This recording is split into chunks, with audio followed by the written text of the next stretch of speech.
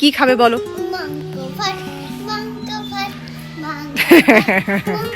আচ্ছা ঠিক আছে, তো চলো তোমার জন্য মাংসই বানাচ্ছি আমি। টাটা। গ্যাস মাসে জ্বালিয়ে দিয়ে গেছে দেখছি, বাবা কি ঝাঁজ রান্নাঘরে। গরম মশলাটা ভেজেছি তার ঝাঁজ, চোখে জল চলে এসছে। আজকে আমি বানাচ্ছি মাংস, খুব তাড়াহুড়ো করে বানাবো। তো চলো ফার্স্ট তোমাদেরকে একবার দেখিয়ে দিই কি ম্যারিনেট করেছি, মানে ম্যারিনেট করার জন্য কি কি ইউজ করেছি। তো আজকে রান্না করছি খাসির মাংস। এখানে আমি আগেই দিয়ে ফেলেছিলাম, তো দিয়েছি হচ্ছে হলুদ, লবণ আর যা যা উপকরণ আছে তো তোমরা তো দেখতেই পাচ্ছ, এগুলো সব কিন্তু দিয়ে দিয়েছি। এবার এটাকে ম্যারিনেট করব। তার আগে এর মধ্যে দেব বাটা মশলা। এখানে এটা হচ্ছে রসুন, এটা জিরে, আদা আর এখানে লঙ্কা, এই বাটাগুলো রয়েছে। এই বাটাগুলো এখন পুরোটাই কিন্তু এর সাথে অ্যাড করে এটাকে ভালো করে ম্যারিনেট করে নেব। মাংসটা একটু ম্যারিনেট করে রাখলে কি হয়, খুব নরম হয়, খুব তাড়াতাড়ি মাংসটা সিদ্ধ হয়ে যায় এবং সব মশলাগুলোও কিন্তু মাংসর মধ্যে ঢোকে। তো দেখো ম্যারিনেট করে নিচ্ছি। এখন থেকে 15 মিনিট রেখে দেবো। তারপরে কিন্তু মানে আধ ঘন্টা রাখতে পারলে খুব ভালো হয়। তো আজকে আমি একটু তাড়াহুড়োয় রয়েছি, আবার বাপের বাড়িতে যাব, তো এই জন্য একটু তাড়াতাড়ি করে তোমাদেরকে দেখাচ্ছি। তো চলো, মাংস ম্যারিনেট কিন্তু করা হয়ে গেছে। এখন এটাকে আমি আধ ঘন্টা ঢেকে রেখে দেবো। তো এখানে আলু কেটে নিয়েছি আলুগুলো ভেজে নেব বলে। আজকে ছুটির দিন, আর অনেক দিনই আমি মাংস খাওয়া বলতে গেলে প্রায় ছেড়েই দিয়েছি। তাই আজকে প্ল্যান করেছি বেশ জমিয়ে কবজি ডুবিয়ে খাবো। এর জন্যই কিন্তু তেল মশলা ঝাল সব একটু বেশি বেশি দিয়েই করেছি। তোমরা কিন্তু চাইলে এর থেকেও হালকা পরিমাণে সব কিছু দিয়ে হালকাভাবেও রান্না করতে পারো। কিন্তু আজকে একটু বেশ লাল লাল খাসির মাংস খেতে ইচ্ছা করছে, জানি না কতটা লাল হবে। তেল গরম হয়ে গেছে, এখন আলুগুলো আগে ছেড়ে দিই।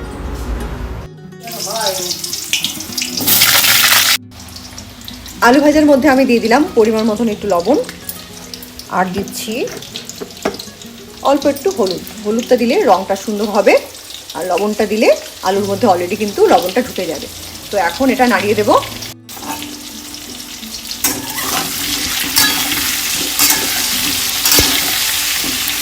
আলুটাও কিন্তু বেশ সুন্দর লাল লাল করে ভেজে নেব। দিয়েছো টমেটো, দিয়েছো টমেটো পেস্ট বানিয়ে? ঠিক আছে, এটা লাগবে। এদিকে আলুটা ভাজা হতে হতে গরম মশলা, মানে এখানে দারচিনি, লবঙ্গ, এলাচ আর এখানে আছে হচ্ছে শুকনো লঙ্কা আর জিরে, সব কিন্তু একটু তাওয়ায় দিয়ে ভেজে নিয়েছি। গরম মশলাটা ভেজে নিলে কি হয়, রান্নার স্বাদটা কিন্তু অনেক বেশি ভালো হয়। আর গরম মশলার যে ঘ্রাণটা সেটাও কিন্তু রান্নায় পরিষ্কার বোঝা যায়।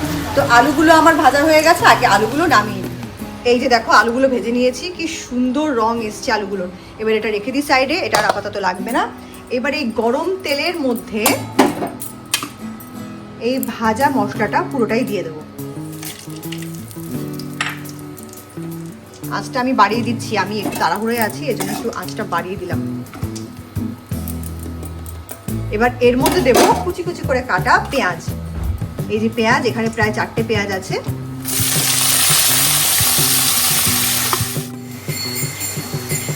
এই যে পেঁয়াজটা দেখো সুন্দর লাল করে ভাজা হয়ে গেছে। এবার কিন্তু মাংসটা ছেড়ে দেব। মাংসটা এতক্ষণ সুন্দর ম্যারিনেট হয়ে গেছে। মাংসটা ম্যারিনেট করে রাখলে মশলাটা খুব সুন্দর মেশে।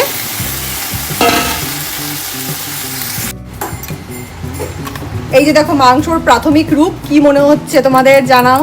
এটা কি আদৌ লাল লাল খাসির মাংস হবে? না, মাংস রান্না করার সময় পেঁয়াজটা যদি আমরা বেটে দিই তাহলে কিন্তু মাংসর টেস্টটা হালকা মিষ্টি মিষ্টি হয়। যেমন বাটার চিকেন বা চিলি চিকেন এগুলো করার সময় কিন্তু ওই পেঁয়াজটা আমরা অলরেডি বেটেই দিয়ে দিই। কিন্তু এই খাসি মাংসটা যেহেতু আজকে ঝাল ঝাল করার ইচ্ছা, এই জন্য কিন্তু পেঁয়াজটা বেটে দেইনি, জাস্ট ভেজে দিয়েছি, পুরো মাংসের সাথে মিক্স হয়ে যাবে। আর মানে আমার পেঁয়াজটাও দেওয়া হলো, আবার পেঁয়াজের যে মিষ্টি মিষ্টি ভাবটা সেটা কিন্তু মাংস নেবে না। তো চলো, এখন তো মাংস বসিয়ে দিয়েছি, অনেকক্ষণ হয়ে গেছে, জাল হয়ে গেছে। এদিকে মোহর আবার খেলনা বাটি দিয়ে খেলা শুরু করছে। কোথায় গেলি? ওই দেখো, এই দেখো মোহরের রান্নাঘর সব নিয়ে এসছে। চাল নিয়ে এসছে, টমেটো নিয়ে এসছে। ওটা কি হাতে? ও ওকরা, ওকে। এটা কি কাটিং করে এখন রান্না বান্না হবে? এই যে এখানে যে রান্না করছিলি এই মাটির বাসনগুলোতে, এখানে রান্না কর। আবার ওখানে করছিস, এখানে করছিস? আচ্ছা ঠিক আছে। মাংসটা কিন্তু কষাচ্ছি, প্রায় আধ ঘন্টা হয়ে গেছে। দেখো এখানে প্রায় জল টেনে নিয়েছে, জল আর নেই বললেই হবে।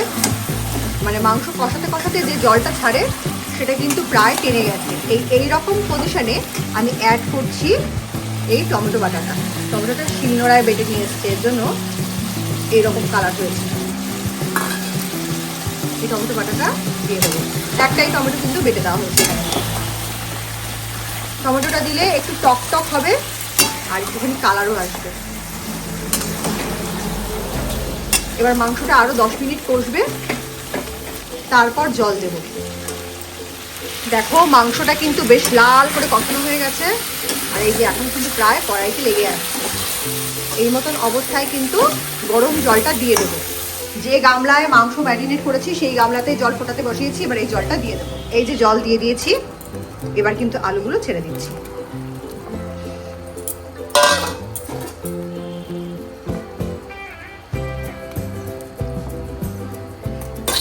আজ তো বানানোই আছে, এবার এটি কিন্তু সিদ্ধ হতে প্রায় আধ ঘন্টা 30 মিনিট সময় লাগবে। লবণটা একটু টেস্ট করে দেখি লবণটা ঠিক হয়েছে কিনা। না, এবার একটু লবণ লাগবে।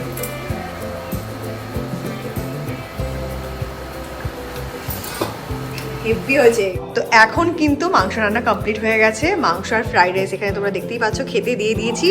এবার পরীক্ষায় পাশ করার টাইম। কি গো, মাংসটা ঢালো, খেয়ে বলো কেমন হয়েছে।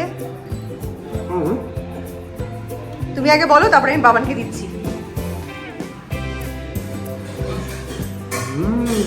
মাংস সিদ্ধ হয়েছে তো? যাক, খাও বাবা, ভালো হলেই ভালো।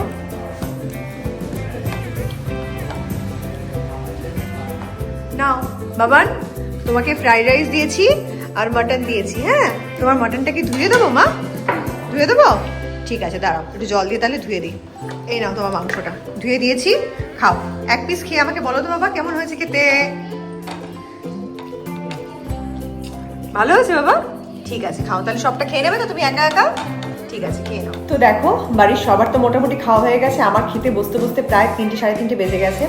তো আমি নিজের জন্য কিন্তু সাজিয়ে নিয়ে অলরেডি খেতে বসে গেছি। তোমাদেরকে একবার দেখিয়ে দিই।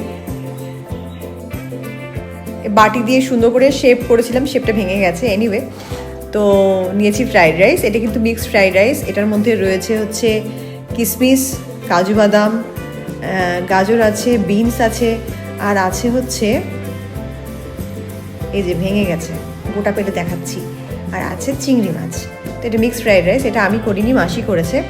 আর এখানে নিয়েছি, দেখো মাটনটা বলেছিলাম লাল লাল হবে কি না, তো ঠিক লাল লাল মাটনই হয়েছে। আজকে আমার মনের ইচ্ছাটা পূরণ হয়েছে, অনেকদিন পরে লাল লাল মাটন খাবো। আর এখানে নিয়েছি আমের চাটনি। আমের চাটনি আর ফ্রাইড রাইস দুটোই কিন্তু মাসি বানিয়েছে। তো চলো খাওয়াটা শুরু করা যাক।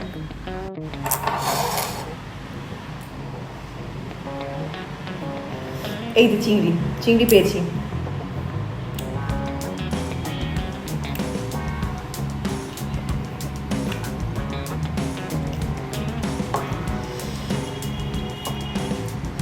তো তোমাদের খাওয়া দাওয়া হয়ে গেছে?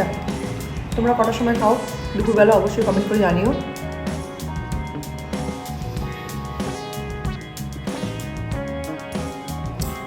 আমার দুপুরে খাবার খেতে খেতে প্রতিদিনই দেরি হয়ে যায়। মোহরকে স্নান করিয়ে খাইয়ে ঘুম পাড়িয়ে তারপরে আমি স্নান করে খাই, তো এই জন্য একটু দেরি হয়ে যায়। জেনারেলি আমি একাই খাই। অন্যদিন ফোন চালিয়ে কোনো না কোনো মুভি দেখতে দেখতে বা ঠাকুরমার ঝুলি দেখতে দেখতে খাই। আজকে তোমাদের সাথে গল্প করতে করতে খাচ্ছি।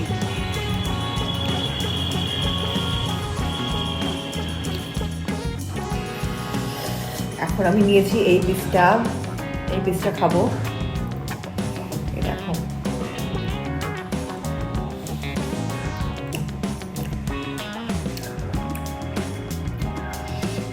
আরে বাস, এত ভালো কি করে রেঁধে ফেললাম জানি না। তোমরা অবশ্যই আজকে আমি যে রেসিপিটা শেয়ার করেছি, মানে যেভাবে আজকে রেঁধেছি, তোমরা একবার হলেও বাড়িতে ট্রাই করো।